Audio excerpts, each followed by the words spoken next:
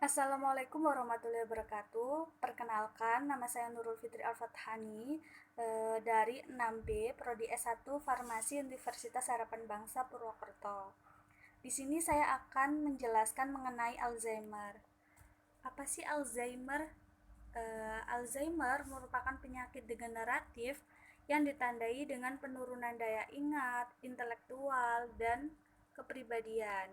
Kemudian, Alzheimer tidak dapat disembuhkan, akan tetapi pengobatan ditujukan untuk menghentikan progresivitas penyakit dan meningkatkan kemandirian penderita. Kemudian di sini ada epidemiologi.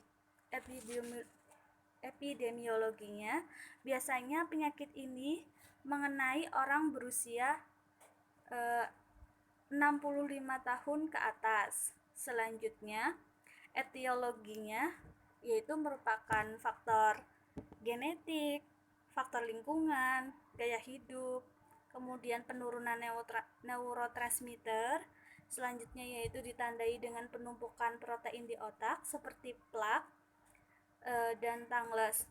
Kemudian plak itu endapan protein beta amiloid, sedangkan tangles itu endapan protein tau yang menumpuk di dalam sel saraf. Selanjutnya yaitu di sini ada gambaran klinis. Gambaran klinis sendiri dibagi menjadi 4 tahap, yaitu ada tahap awal, tahap kedua, selanjutnya ada tahap menengah, dan tahap akhir.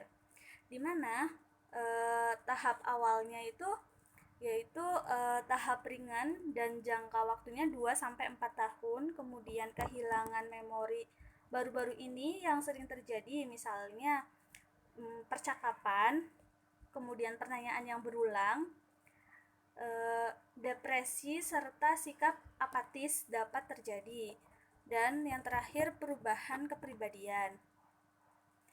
Kemudian tahap kedua yaitu tahap menengah atau sedang dan durasinya 2-10 tahun. Kehilangan memori yang meluas dan terus-menerus. Kemudian ada bicaranya bertele-tele, penalaran yang tidak biasa, kebingungan tentang kejadian terkini, waktu, dan tempat. Selanjutnya ada tremor. Kemudian tahap menengah, meningkatnya kehilangan memori dan kebingungan, masalah mengenali keluarga dan teman, kemudian ada masalah mengatasi situasi baru. Selanjutnya ada perilaku impulsif, kemudian ada kesulitan melaksanakan tugas yang melibatkan banyak langkah seperti berpakaian. Kemudian tahap akhirnya yaitu stadium parah dan durasinya 1-3 tahun. Selanjutnya ada bingung tentang masa lalu dan sekarang. Kemudian ada masalah dengan menelan. Kemudian tidak bisa merawat diri sendiri. Selanjutnya ada jatuh mungkin dan kemungkinan besar tidak bergerak. Kemudian di sini ada patofisiologinya.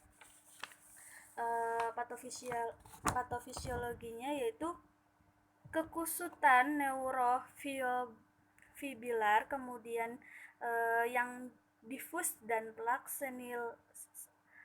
senilis, terjadinya atropin otak, kemudian terjadilah penurunan daya ingat, gangguan intelektual, memori, fungsi bahasa, kognitif, dan perilaku, sehingga terjadinya Alzheimer. Selain itu ada hilangnya serat-serat kolinergik di korteks cerebellum, kemudian ada penurunan sel neuron kolinergik yang berproyeksi ke hipokapus dan amigdala. Kemudian terjadi kelainan neurotransmitter, selanjutnya terjadi asetilkolin menurun, dan terjadinya penurunan daya ingat, gangguan intelektual, memori, fungsi bahasa, kognitif, perilaku, sehingga terjadinya Alzheimer. Demikian yang dapat saya sampaikan, kurang dan lebihnya saya mohon maaf. Semoga yang saya sampaikan dapat bermanfaat. Wabillahi taufiq walhidayah. Wassalamualaikum warahmatullahi wabarakatuh.